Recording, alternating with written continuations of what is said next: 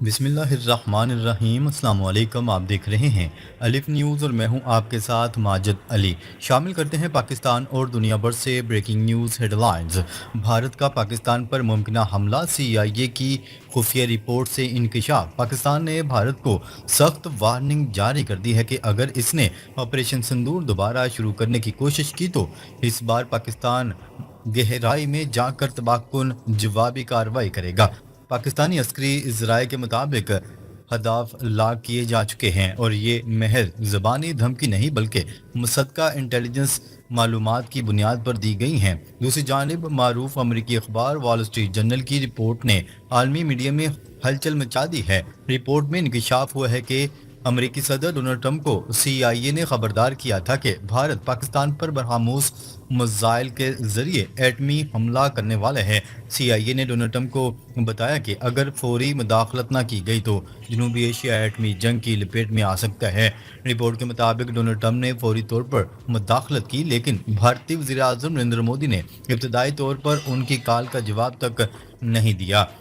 بعد میں بات چیت کے ذریعے کشیدگی میں وقتی کمی تو آئی ہے، لیکن بھارت اندرونی طور پر شدید خفا تھا، خاص طور پر اس وقت جب پاکستان نے بھارتی رافیل طیارے مار گرائے۔ ڈونلڈ ٹرمپ بار بار دعویٰ کرتے آ رہے ہیں کہ انہوں نے دنیا کو ایٹمی جنگ سے بچایا، مگر دوسری طرف بھارت کا یہ موقف رہا ہے کہ اس کے منصوبے کو سبوتاژ کیا گیا۔ اب جب کہ امریکہ نے بھارت پر 25% ٹیرف لاگو کر دیا ہے اور مزید ٹیرف کی دھمکی دے رہا ہے تو سوال پیدا ہوتا ہے کہ بھارت دوبارہ حملے کی تیاری کر رہا ہے۔ ذرائع کے مطابق بھارتی جنگی طیارے اس وقت مسلسل پیٹرولنگ کر رہے ہیں۔ اسرائیلی دفاعی ماہرین دہلی کا دورہ کر رہے ہیں اور بھارت روس سے S-400 اور Su-57 جیسے جدید ہتھیاروں کی ہنگامی بنیادوں پر ڈلیوری چاہتے ہیں۔ صورتحال نہایت نازک موڑ پر آ چکی ہے۔ اگر کشیدگی میں اضافہ ہوتا ہے تو خطے کو تباہ کن جنگ کا سامنا ہو سکتا ہے۔ پاکستان کی طرف سے واضح پیغام دیا جا چکا ہے کہ اس بار اگر بھارت نے پہل کی تو انجام خطرناک ہوگا۔ خبر کے اگلے حصے میں بات کرتے ہیں ڈونلڈ ٹرمپ کا روس سے تیل خریدنے والے ممالک پر پابندیاں لگانے کا اعلان۔ امریکی صدر ڈونلڈ ٹرمپ نے روس سے تیل خریدنے والے ممالک پر پابندیاں لگانے کا اعلان کر دیا۔ تفصیلات کے مطابق امریکہ کے صدر ڈونلڈ ٹرمپ نے لاس اینجلس میں اولمپکس کے حوالے سے تقریب سے خطاب میں کہا کہ روس سے تیل درآمد کرنے والوں پر ٹیرف میں اضافے کا جلد اعلان کریں گے۔ کتنا فیصد ہوگا اس کا فیصلہ نہیں کیا۔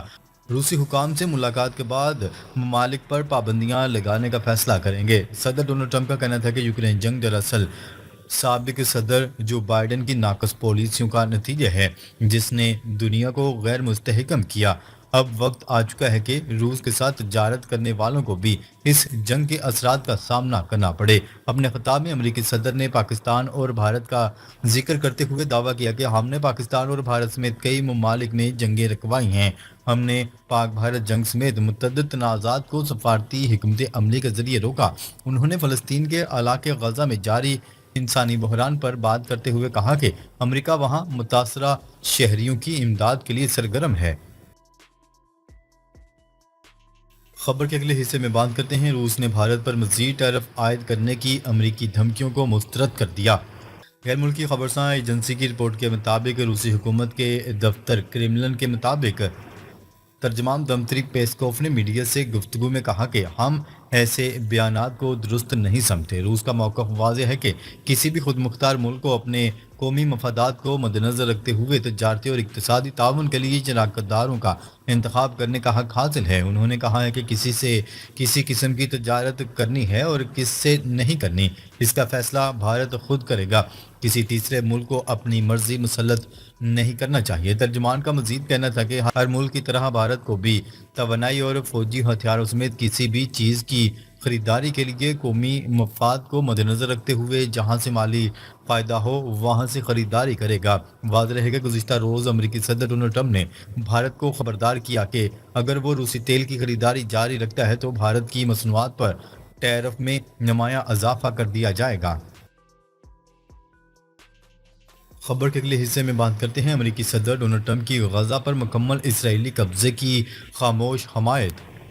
صدر ڈونلڈ ٹرمپ نے غزہ پر اسرائیلی قبضے سے متعلق اہم بیان دیتے ہوئے کہا ہے کہ اس معاملے پر فیصلہ اسرائیل خود کرے گا، امریکہ صرف انسانی امداد پر توجہ مرکوز رکھے گا۔ صحافی نے سوال کیا کہ امریکہ اسرائیل کے غزہ پر مکمل قبضے کے منصوبے کی حمایت کرتا ہے۔ ڈونلڈ ٹرمپ نے کہا کہ ان کی حکومت کی ترجیح غزہ کے محصول فلسطینیوں تک زیادہ سے زیادہ خوراک پہنچانا ہے۔ انہوں نے کہا باقی فیصلے اسرائیل خود کرے گا، ہم صرف انسانی بنیادوں پر کام کر رہے ہیں۔ صدر ڈونلڈ ٹرمپ نے مزید کہا کہ اسرائیل خوراک کی تقسیم میں مدد کرے گا، جبکہ عرب ممالک مالی تعاون فراہم کریں گے تاکہ غزہ کے عوام کو ریلیف دیا جا سکے۔ دوسری جانب اسرائیلی میڈیا رپورٹس کے مطابق وزیر اعظم نیتن یاہو نے سینئر سیکیورٹی حکام کے ساتھ ملاقات میں غزہ پر مکمل فوجی کنٹرول کی حمایت کی ہے۔ مزید اطلاعات کے مطابق نیتن یاہو غزہ میں فوجی کارروائیاں بڑھانے پر غور کر رہے ہیں، خاص طور پر ان علاقوں میں جہاں یرغمالیوں کی موجودگی کا شبہ ہے۔ خبر کے اگلے حصے میں بات کرتے ہیں مصر کا غزہ پٹی کے گرد ظالمانہ محاصرے میں کوئی کردار نہیں، عبد الفاتح السیسی۔ مصر کے صدر عبد الفاتح السیسی نے کہا ہے کہ مصر کا غزہ پٹی کے ارد گرد ظالمانہ محاصرے میں کسی قسم کا کوئی کردار نہیں۔ ویتنام کے صدر کے ہمراہ مشترکہ خطاب میں مصری صدر کا کہنا تھا کہ مصر غزہ پٹی اور فلسطینیوں کے حوالے سے اپنے موقع پر ہرگز پیچھے نہیں ہٹا۔ مصر فلسطین کی گلہ وطنی میں حصہ لے گا نہ ہی حمایت کرے گا۔ انہوں نے کہا ہے کہ گزشتہ مہینوں میں غزہ پہنچنے والے امدادی سامان کا 70% حصہ مصر نے بھیجا تھا۔ اسرائیل کے زیر قبضہ رفح گزرگاہ سے امدادی سامان کی غزہ میں داخلے میں بڑی رکاوٹ ہے۔ مصری صدر نے مزید کہا کہ مصری رفح گزرگاہ پر ابھی بھی امدادی سامان سے لدے 5000 ٹرک مصر پر غزہ کے لیے امدادی سامان روکنے کا الزام انتہائی گھٹیا سوچ رکھنے والے لگا رہی ہیں۔ غزہ کی تباہی اور بربادی پر تاریخ کچھ ممالک کا محاسبہ ضرور کرے گی۔ خبر کے اگلے حصے میں بات کرتے ہیں غزہ کی نئی حکومتی انتظامیہ میں حصہ نہیں لیں گے، حماس کا دو ٹوک پیغام۔ فلسطینی مزاحمتی تنظیم حماس نے غزہ پٹی میں تشکیل دی جانے والی آئندہ حکومتی انتظامیہ سے دستبرداری کا اعلان۔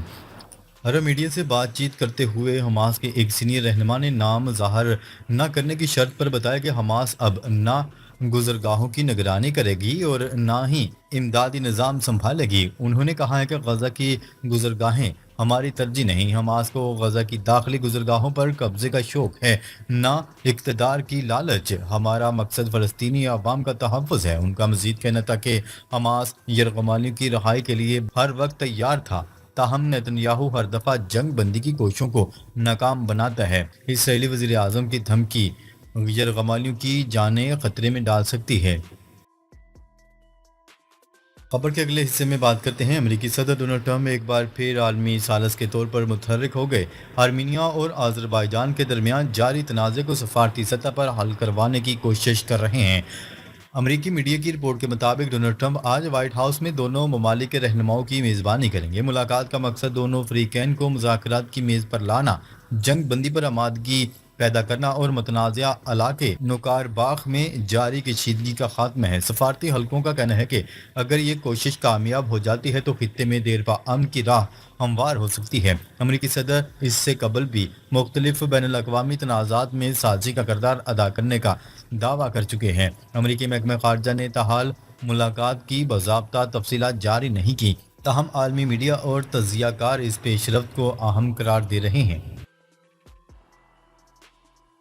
خبر کے اگلے حصے میں بات کرتے ہیں ایران نے کسی بھی بین الاقوامی ادارے کو جوہری تنصیبات تک رسائی کی اجازت نہ دینے کا فیصلہ کر لیا۔ عالمی میڈیا کی رپورٹ کے مطابق ایرانی پارلیمنٹ کی قومی سلامتی کمیٹی کے سربراہ ابراہیم عزیزی نے کہا ہے کہ شورا کونسل کے منظور کردہ قوانین کے مطابق کسی بھی حالت میں کسی بین الاقوامی ادارے کو ملکی جوہری تنصیبات تک رسائی کی اجازت نہیں دی جائے گی۔ انہوں نے کہا کہ آئندہ ہفتے ایران کا دورہ کرنے والا جوہری توانائی کے بین الاقوامی ادارے کا وفد حکام اور ماہرین کے ساتھ صرف تکنیکی اور پیشہ ورانہ بات چیت اور مشاورت کا مجاز ہوگا۔ انہوں نے ان افواہوں کی تردید کی کہ IAEA ایران کی جوہری تنصیبات کا معائنہ دوبارہ شروع کرے گا۔ ناظرین، اب تک کے لیے اتنا ہی۔ مزید خبریں لے کر بہت جلد آپ کی خدمت میں حاضر ہوں گے، تب تک کے لیے اپنا خیال رکھیے گا۔ اللہ نگہبان۔